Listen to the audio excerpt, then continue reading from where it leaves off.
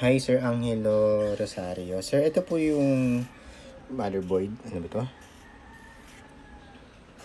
Mukha ko na Z490F ROG Strix. Ayan. Yan po, sir, yung ano niya. Yan.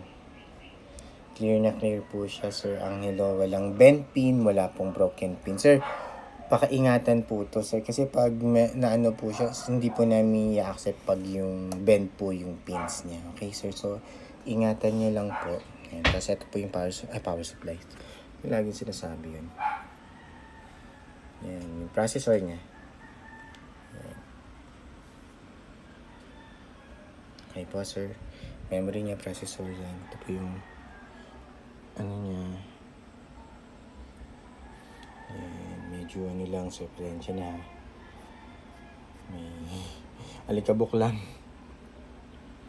Yan po siya. Backplate I/O ports. Tapos serial number.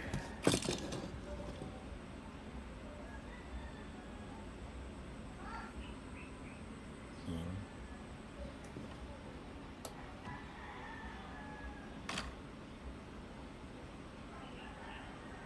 Sir, maglalagay po ako ng warranty sticker sa likod.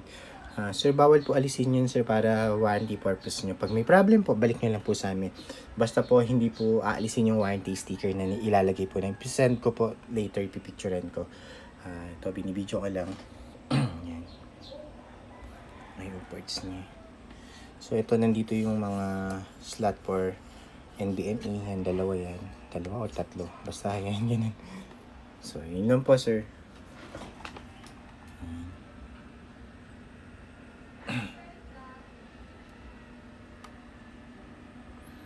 Dubit ko lang itong memory. Tawag dito. Processor. Wait lang, sir. Kabit ko lang itong processor.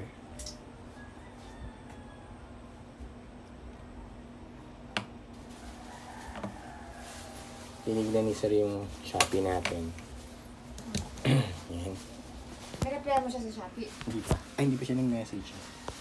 Message siya doon para ano niya kung ano. Malaman niyang... Yan. Hindi, malaman niya ng ano ka legit. Legit naman yan. Ebit ko lang yung...